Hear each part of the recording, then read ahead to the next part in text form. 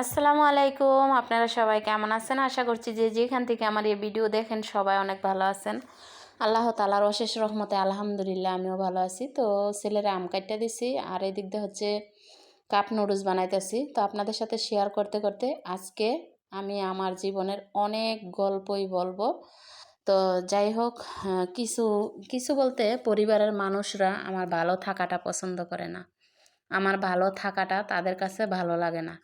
আবার কিন্তু ১০ টাকা দিয়েও কখনো হেল্প করব না। আর যদিও ১০ টাকা দিয়ে হেল্প করে তাইলে সেটাও কিন্তু খোঁচা মেরে কথা বলে। তো আমি চাই না যে সে আমাকে হেল্প করুক আর আমাকে খোঁটা মেরে কথা বলুক। আমি চাই আমি কষ্ট করে খাবো, কিন্তু কারো খোঁটা শুনতে আমি রাজি না। আর তাছাড়া এদিক দিয়ে আপনারা দেখেন আমি অনেকটাই কষ্ট করি। হ্যাঁ, আমি কষ্ট করতে রাজি আছি। আবার বলবেন যে কী জন্য কষ্ট করেন? কষ্ট করি আমি আমার ছেলেমেয়ের জন্য কষ্ট করি, আমার নিজের জন্য কষ্ট করি। যারা আমাকে খোঁটা মেরে কথা বলে, খোঁচা মেরে কথা বলে, তাদের এইসব কথা আমার শুনতে একটুও ভালো লাগে না, একটুও ভালো লাগে না। আমি নিজে চেষ্টা করি যে আমি নিজে কষ্ট করে তারপর আমার ছেলেমেয়ের কিছু ভালো আমি করতে চাই। আর আল্লাহ তো আছে একজন, আল্লাহ ভালো করব এবং কি আমি নিজে চেষ্টা করব। তো যাই হোক, চেষ্টা করতেছি এখনও। মাঝে মধ্যে আপনারা দেখেন যে আমি রাতের বেলা লাইভে আসি রাত ১০টায়। ওই লাইভের মতো মানে যদি মানে লাইভটা লং টাইম হয় আমি ঘুমাই যাই। আপনারা কিন্তু দেখেন আর একটা লাইভ করা যে যারা একটা ইউটিউব চ্যানেল চালায়, যারা লাইভ করে একমাত্র তারাই জানে যে কতটা কষ্টদায়ক। হ্যাঁ, কষ্ট হোক, আমি কষ্ট করে প্রতিষ্ঠিত হতে চাই আপনাদেরকে সাথে নিয়ে, কিন্তু কারো খোঁচা মারা কথা আমার শুনতে ভালো লাগে না। একটা মানুষ যদি মুখের ওপর বলে যে আমার বাড়ির জায়গা নাই, আমার বাড়িতে আসা যাইব না, এরকম কথা যদি একজন মানুষ বলে, এইসব কথা থেকে যে আল্লাহ বিরত রাখে এবং আমি যে বিরত থাকতে পারি সেটাই আমি চাই। আবার দেখেন আরও একটা কথা বলি, না বললেই না, তো মনে হয়ে যায়, এই জন্য আরও বলতে হয়। আমার কষ্টের কথাগুলো আমার মনে পড়ে যায়। তো এমনও কিছু কথা বলে যে আমি ভিডিও বানাই, আমি ভালো না। আরে, আমি ভিডিও বানাইলে ভালো না, হাজার হাজার লক্ষ লক্ষ মানুষে যে ভিডিও বানাইতেছে তারাও কি খারাপ আমার মতো? আমিও খারাপ, তারাও খারাপ। হ্যাঁ, ভালো মন্দই বোঝে না, খারাপ ভালো কি এই জিনিসটাই বোঝে না। যাই হোক, ছেলেরে মাদ্রাসায় দিয়ে আসছি, আর কি কি রান্না বাড়া করছি সেটাও শেয়ার করতেছি এবং আপনাদের সাথে আমার কষ্টের কথাগুলো শেয়ার করতেছি।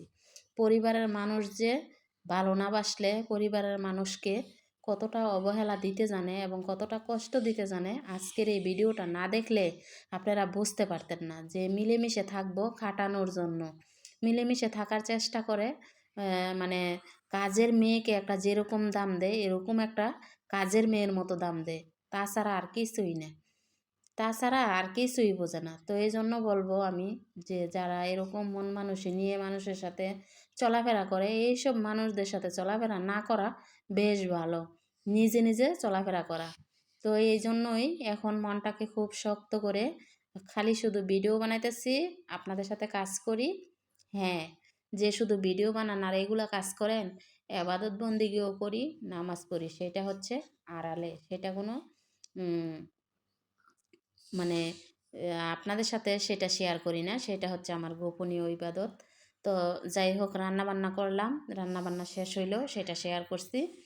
তো আপনারা সবসময় ভিডিওগুলো দেখবেন, ভিডিওর সাথে থাকবেন।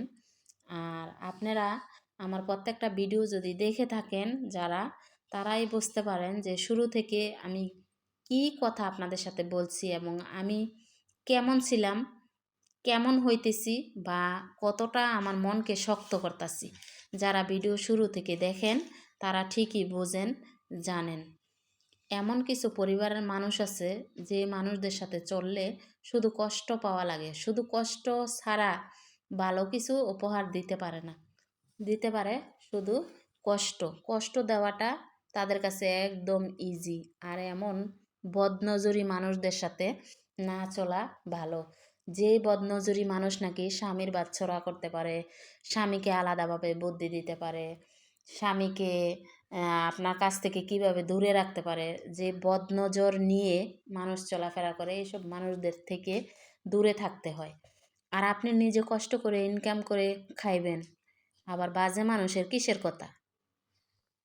বাজে মানুষদের সাথে আমি মনে করি যে মানুষ আমার সুখটা তার কাছে ভালো লাগে না, সে চেষ্টা করতো যে গার্মেন্টসে চাকরি করে খাইলে ওরে ইনকাম করে টাকা দিলে ওর কাছে ভালো লাগতো। হ্যাঁ, যে মানুষটা কোনো এক সময় এরকমভাবেও চেষ্টা করছিল, তো আল্লাহর রহমতে কোনো দিন গার্মেন্টসে চাকরি করি নাই এবং পরিবারের কোনো মানুষও করে নাই।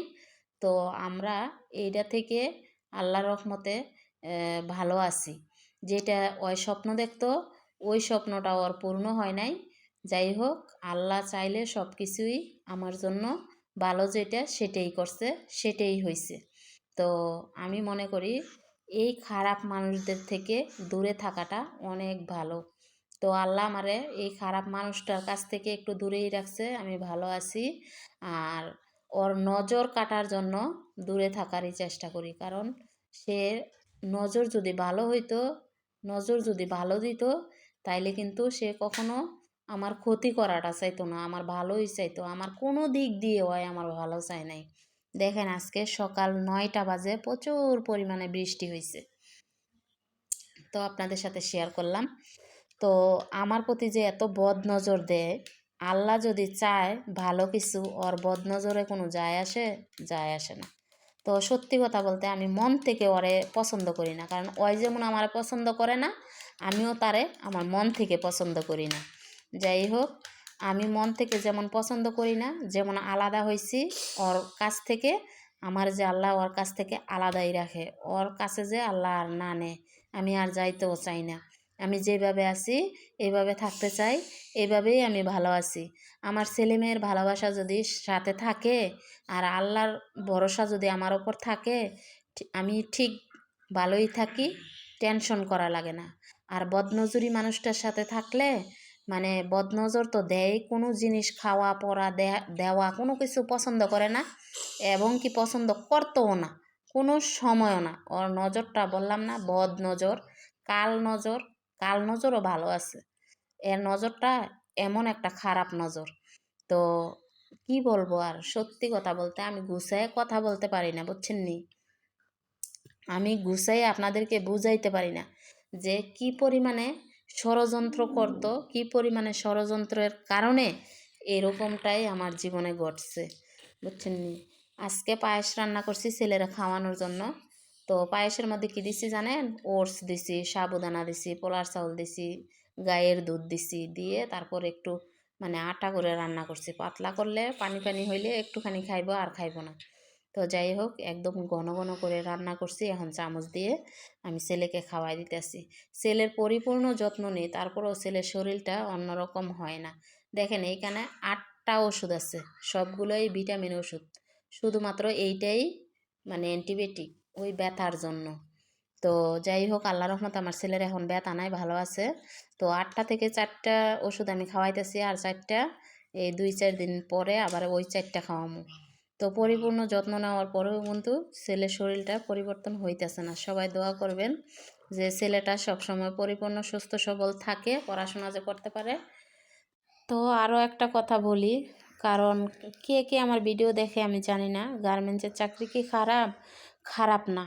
হয়তোবা কোনো আপুরা যদি চাকরি করে থাকেন বলতে পারেন এটা, যে গার্মেন্টসের চাকরি কি খারাপ? খারাপ না বোন, সব কর্মই ভালো। কর্ম করে খাওয়াটা অনেক ভালো, আর যারা অকর্মা তাদের জন্য সমস্যা। সব ধরনের কাজকর্মই ভালো। তো বিশেষ করে এটা কোনো কথা না, কিন্তু আমাকে এমন ছোট করে কথা বলা হয়তো, ওইটাই আপনাদের সাথে আমি শেয়ার করছি, বুঝছেন নি? তাছাড়া আর কিছুই না। কারণ গার্মেন্টসের চাকরিও ভালো, মাটি কাটার কাজও ভালো, রিক্সা চালানোও ভালো। কোনো কাজকে ছোট করে কথা বলা যায় না। তো সব কাজই ভালো, কিন্তু আমাকে এরকমভাবে মানে ছোট মন নিয়ে আমাকে কথা বলতো, ওইটা আপনাদের সাথে শেয়ার করছি, বুঝছেন? তো যাই হোক, আজকের ভিডিওটা আর বেশি বড় করতে চাই না। সবাই ভালো থাকবেন, সুস্থ থাকবেন, আমার জন্য দোয়া করবেন, আমি যেন কাল নাগিনী, কাল সাপের মুখ থেকে ভালো থাকতে পারি। আজকের ভিডিও এখানেই শেষ। আল্লাহ হাফেজ।